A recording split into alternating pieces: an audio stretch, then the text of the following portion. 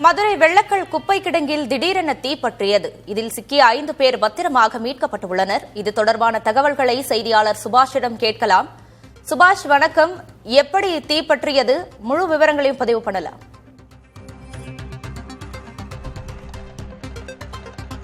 சௌந்தர்யா, இந்த மதுரை மாநகராட்சி 100 வார்டுகளிலிருந்து சேகரிக்கப்படும் குப்பையானது மதுரை வெள்ளக்கல் பகுதிகளில் இந்த குப்பையானது சேகரிக்கப்படுகிறது. இந்த சேகரிக்கப்பட்ட குப்பைகள் நாள்தோறும் சேர்ந்து இதனை தரப்பிரிக்கும் பணியானது நடைபெற்று வரும். இந்த நிலையில் இன்று திடீரென மாலை 4 மணி அளவில் தற்போது திடீரென தீ விபத்தானது ஏற்பட்டுள்ளது. இந்த தீ விபத்தானது தொடர்ச்சியாக காற்றின் வேகம் காரணமாக அடுத்தடுத்த பகுதிகளுக்கு பரவியதால் பெரும் தீ விபத்தாக மாறியுள்ளது. தற்போது 4க்கும் மேற்பட்ட தீயணைப்பு வாகனங்கள் வரவழைக்கப்பட்டு தற்போது தீயை கட்டுப்படுத்த தீயணைப்பு வீரர்கள் போராடி வருகின்றனர்.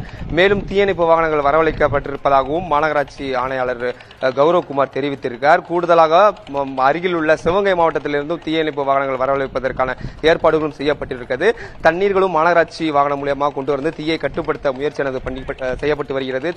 தொடர்ச்சியாக காற்றின் வேகம் அதிகரித்து வருவதால் இந்த தீயானது கட்டுப்படுத்த முடியாமல் தொடர்ச்சியாக அடுத்தடுத்த பகுதிகளுக்கானது பரவ தொடங்கியிருக்கிறது.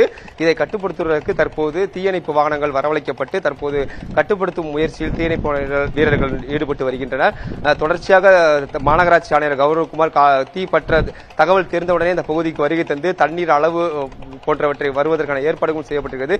மேலும் இன்று ஞாயிற்றுக்கிழமை என்பதால் குறைந்த அளவு பணியாளர்களை ஈடுபட்டுள்ளனர். இந்த தீ ஏற்பட்டுள்ள இடத்திற்கு 5க்கும் மேற்பட்ட நபர்கள் உள்ளே சென்றிருப்பதாக தகவலானது கிடைத்திருந்தது. இந்த நிலையில் மாற்று வழியாக இந்த குப்பை வாகனம் மூலமாகவே அவர்களை மீட்டு தற்போது வெளியே கொண்டு வரப்பட்டிருக்கின்றனர்.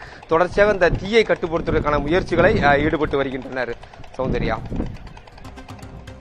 தகவல்களுக்கு நன்றி சுபாஷ்.